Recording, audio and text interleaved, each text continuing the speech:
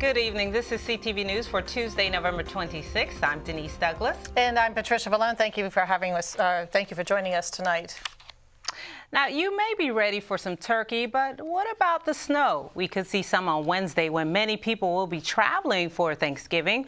The good news is that the State Highway Administration is getting ready just in case it falls.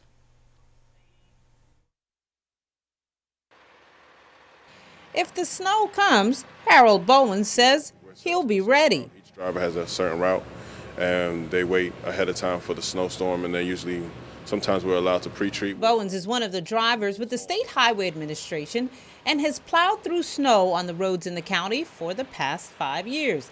He and others are prepping today just in case. Today we're always normally prepared. They give us ahead of time. They'll let us know 6 to 7 hours in advance what time we have to come in. We came in about 3 a.m. this morning, so we was well prepared and ready. All trucks was loaded up. Safety equipment was ready. Forecasters have predicted it could get pretty nasty going into Thanksgiving Day. Rain on Wednesday is expected to mix with snow towards the afternoon and evening. So we'd ask drivers to pay attention to that and maybe make alternate decisions on what time you plan to leave.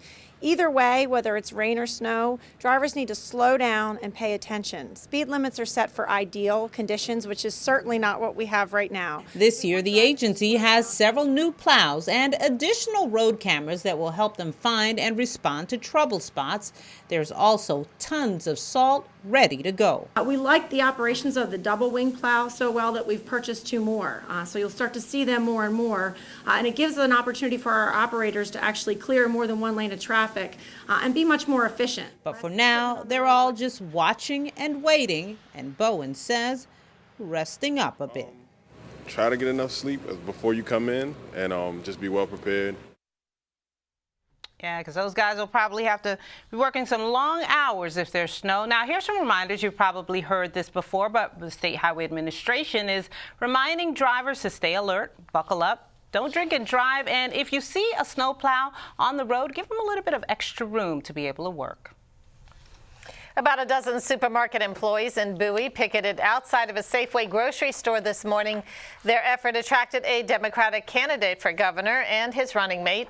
Doug Gansler and Jolene Ivey joined members of the United Food and Commercial Workers Local 400. The union is accusing Safeway of dropping part-time workers and retirees from the company's existing health insurance plan. Gansler says the employees should not be dropped. Well, I think we want to make sure that the workers know that we're unified with them, that we're behind them in their effort. We're looking for them to continue to, let these people have their top-notch insurance, for what they pay for now, which is nothing or close to nothing. Asking these people to pay for their insurance, our employees, would effectively give them a pay cut. And contract negotiations between the union and Safeway have broken down. It's an issue that's been at the center of debate, and tomorrow the Prince George's County Council could vote on a bill to raise the minimum wage. The business community has said it could hurt small and seasonal companies. Under the measure, workers could get paid $11.50 an hour. Earlier today in Montgomery County, workers and advocates rallied in support of their county council, which was expected to approve the measure. Meanwhile, a D.C. council committee approved a similar bill on Monday, which will now go to the full council.